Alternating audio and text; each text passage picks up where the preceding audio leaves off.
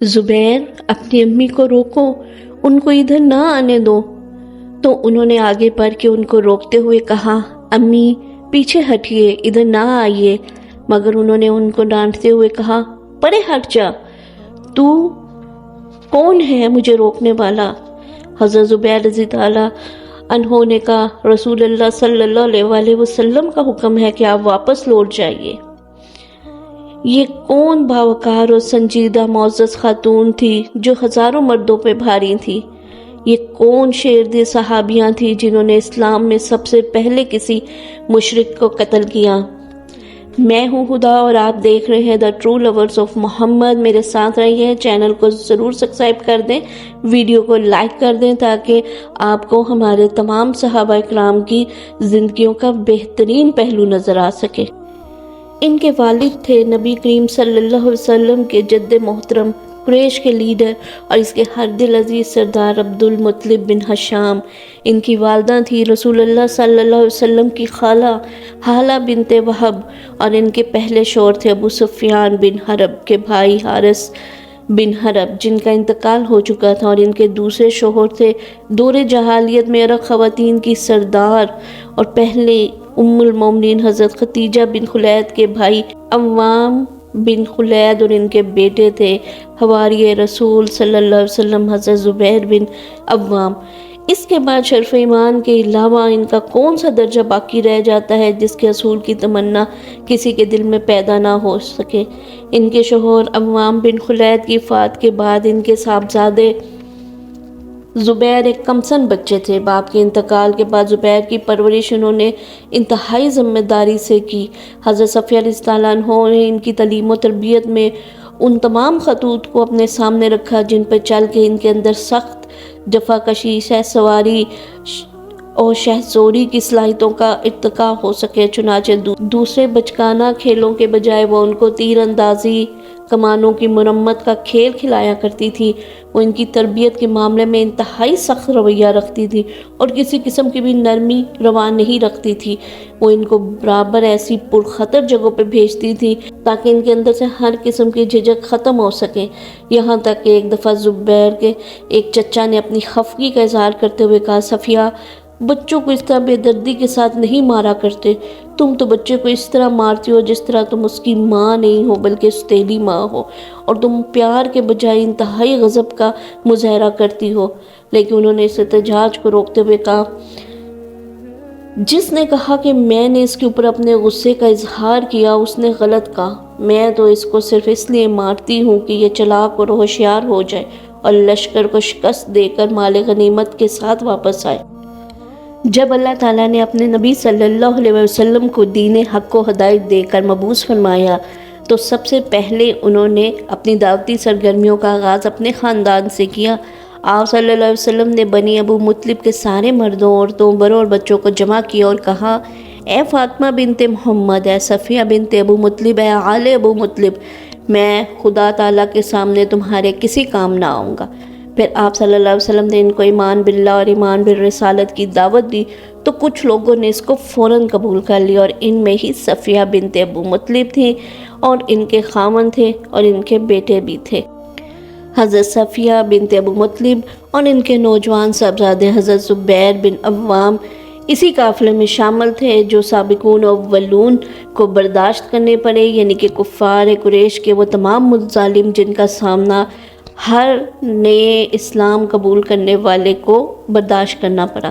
پھر جب اللہ تعالیٰ نے نبی صلی اللہ علیہ وسلم کو اہل ایمان کو ہجرت کی دعوت دی تو اس میں سب سے پہلے جو معزز خاتون شامل تھی وہ مکہ کی تمام خوبصورت یادیں، اپنی خاندانی و موروثی شرافتیں اور بے انتہا دولت ہر چیز کو چھوڑ چھاڑ کر ہجرت کی نیت سے صرف اپنے دین کو لے کے مدینہ کی طرف روانہ ہوگی۔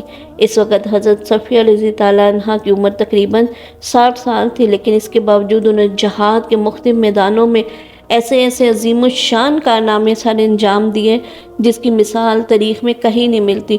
تاریخ حیرت زدہ ہو کے انہیں دیکھتی ہے اور ان کی تعریف کے لیے محبت الفاظ ختم ہو جاتے ہیں۔ غزوہ احد کے موقع پر حضرت صفیہ رضی اللہ عنہ مسلمان خواتین کی ایک ٹولی میں شامل ہو کر مجاہدین کے لشکر کے ساتھ جہاد فی سبیل اللہ کے لیے نکلی۔ اس موقع پر وہ پیاسوں کو پانی پلاتی، تیروں کی درستی کرتی، کمانوں کی اصلاح اور مرمت کی خدمت بھی انجام دے رہی تھی۔ اس کے علاوہ ان کا ایک خاص مقصد یہ تھا وہ تمام جنگی کارروائیوں کو اپنے سامنے دیکھیں۔ خود ان کے بھتیجے رسول اللہ صلی اللہ علیہ وسلم، بھائی حضرت حمزہ بن ابو مطلب اور بیٹے حضرت زبیر بن عوام حواری رسول بھی اس جنگ میں شریک تھے، اور ان تمام باتوں سے بڑھ کر وہ ہر چیز سے پہلے اس معرکے سے اسلام کا مستقبل وابستہ تھا، جس کو انہوں نے برضا اور رغبت قبول کیا۔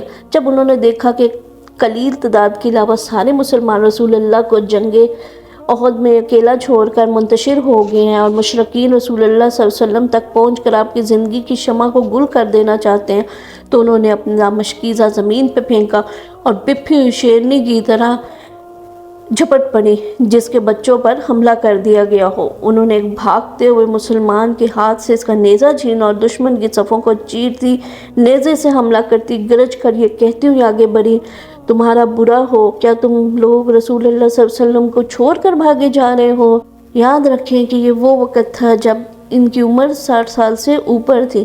جب رسول اللہ صلی اللہ علیہ وسلم نے ان کو آگے بڑھتے دیکھا تو آپ کو اس بات کا اندیشہ لاحق ہوا کہ کہیں ان کی نگاہیں اپنے بھائی حضرت حمزہ بن ابو مطلب پہ نہ پڑ جائیں، جن کی لاش زمین پہ پڑی تھی اور مشرکین نے ان کی بہت بری حالت کر دی تھی۔ اس لیے ان کے بیٹے حضرت عوام بن زبیر سے کہا، زبیر اپنی ماں کو روکو، ان کو ادھر نہ آنے دو۔ تو انہوں نے آگے بڑھ کر ان کو روکتے ہوئے کہا، امی پیچھے ہٹیے، ادھر نہ آئیے، مگر انہوں نے ان کو ڈانٹتے ہوئے کہا، پرے ہٹ جاؤ۔ تو حضرت زبیر رضی اللہ عنہ نے کہا، رسول اللہ صلی اللہ علیہ وسلم کا حکم ہے، آپ واپس لوٹ جائیں، مگر کیوں؟ مجھے یہ بات معلوم ہو چکی ہے کہ میرے بھائی کی لاش کا بہت برا حال کر دیا گیا ہے، لیکن یہ تو خدا کی راہ میں ہوا ہے۔ انہوں نے صبر و استقامت کا مظاہرہ کرتے ہوئے کہا۔ تب رسول اللہ صلی اللہ علیہ وسلم نے فرمایا، ان کا رستہ چھوڑ دو اور ان کے رستے سے ہٹ جاؤ۔ جنگ کے خاتمے پر جب انہوں نے اپنے بھائی حضرت حمزہ کی لاش کو دیکھا، جن کا پیٹ چاک کر کے ان کا کلیجہ نکال دیا گیا تھا، کان اور ناک کاٹ لیے گئے تھے اور چہرہ مسخ کر دیا گیا تھا، تو وہ ان کے لیے مغفرت کی دعا کرتے ہوئے فرمایا، یہ سب اللہ کی راہ میں ہے، میں اس کے فیصلے پہ راضی ہوں، خدا کی قسم میں صبر کروں گی اور اسی سے اس اجر کی امید رکھوں گی۔ یہ تھا حضرت صفیہ بنت ابو مطلب رضی اللہ عنہا کا وہ رول جو انہوں نے غزوہ احد میں ادا کیا، لیکن جو رول انہوں نے غزوہ خندق میں ادا کیا، اس کی داستان سنیں گے تو حیرت کے پہاڑ ٹوٹ جائیں گے۔ رسول اللہ صلی اللہ علیہ وسلم کا معمول تھا جب آپ کسی غزوے کا ارادہ فرماتے تو اس اندیشے سے کہیں کوئی غدار ان کے محافظوں کی عدم موجودگی سے فائدہ اٹھا کر عورتوں اور بچوں کو کوئی نقصان نہ پہنچائے تو وہ ان کو ایک قلعے میں بند کر دیتے تھے تاکہ عورتیں اور بچے محفوظ رہیں۔ چنانچہ حسب معمول غزوہ خندق کے موقع پر بھی آپ صلی اللہ علیہ وسلم نے اپنی ازواج، اپنی پھپھوں اور کچھ دوسری مسلمان خواتین کو ان کی حفاظت کے لیے پیش نظر حضرت حسان بن ثابت رضی اللہ عنہ کے قلعے میں، جو ان کے باء و اجداد سے ان کو ورثے میں ملا تھا اور مدینہ کے قلعوں میں سب سے محفوظ اور دشمن کی پہنچ سے دور تھا، بھیج دیا۔ اسی اثناء میں مسلمان و قریش اور اس کے حلیف قبائل کے مقابلے میں خندق کی طرف پہرا دینے اور دشمن کے ساتھ جنگی مصروفیات کی وجہ سے عورتوں اور بچوں کی حفاظت سے غافل ہو گئے۔ حضرت صفیہ رضی اللہ عنہا نے رات کے پچھلے پہر کی تاریکی میں ایک انسانی وجود کو حرکت کرتے دیکھا۔ انہوں نے اس کی طرف کان لگائے اور غور سے دیکھا تو معلوم ہوا کہ وہ کوئی یہودی ہے جو قلعے کی طرف آ رہا ہے۔ وہ قلعے کے حالات معلوم کرنے اور اس کے اندر موجود لوگوں کی ٹو لینے کے لیے آ رہا ہے۔ حضرت صفیہ رضی اللہ عنہا فوراً سمجھ گئی یہ اپنی قوم کا جاسوس ہے۔ یہ معلوم کرنے آیا کہ قلعے میں صرف خواتین اور بچے ہیں یا کچھ مرد بھی ہیں۔ بنو قریظہ کے یہودی یقیناً اس عہد کو توڑ کر جو ان کے رسول اللہ صلی اللہ علیہ وسلم کے درمیان تھا، مسلمانوں کے خلاف قریش اور ان کے حلیفوں کی مدد پر مادہ ہو چکے ہیں، اور ہمارے اور ان غداروں کے درمیان ایک بھی مسلمان نہیں ہے جو ان کے مقابلے میں ہماری مدد کر سکے، اور رسول اللہ صلی اللہ علیہ وسلم ان کے ساتھی اہل ایمان دشمن کے سامنے سینہ سپر ہیں۔ ایسی صورت میں اگر یہ اللہ کا دشمن ہماری صحیح صورتحال اپنی قوم کے پاس پہنچا دے گا اور یہودی مسلمان عورتوں اور بچوں کو گرفتار کر لیں گے تو مسلمانوں کے حوصلے پست ہو جائیں گے۔ اس وقت انہوں نے اپنے دوپٹے کو اچھی طرح سر پہ لپیٹا، کپڑوں کو کمر سے باندھا، کندھے پر خیمے کا ایک ستون رکھا اور قلعے کے دروازے کی طرف اتر گئی۔ پھر نہایت آہستگی اور پوری احتیاط کے ساتھ اسے کھولا اور ہوشیاری کے ساتھ دروازے کے شگاف سے اس کا انتظار کرنے لگی۔ جب وہ ایسی پوزیشن میں آ گیا جہاں ان کے لیے اس پہ قابو پا لینے کا پختہ یقین ہو گیا تو انہوں نے پوری ہوشیاری کے ساتھ اس کے اوپر حملہ کر دیا اور اس کے سر پر ایک بھرپور وار کر کے اسے زمین بوس کر دیا۔ پھر یکے بعد دیگرے آپ نے مسلسل کئی ضربے لگا کے اسے ٹھنڈا کر دیا۔ پھر خنجر نکال کے اس کے سر کو تن سے جدا کیا اور اس کو بلندی سے نیچے پھینک دیا، جو قلعے کے دامن میں لڑکتا ہوا ان یہودیوں کے سامنے جا کے رک گیا جو نیچے اس کا انتظار کر رہے تھے۔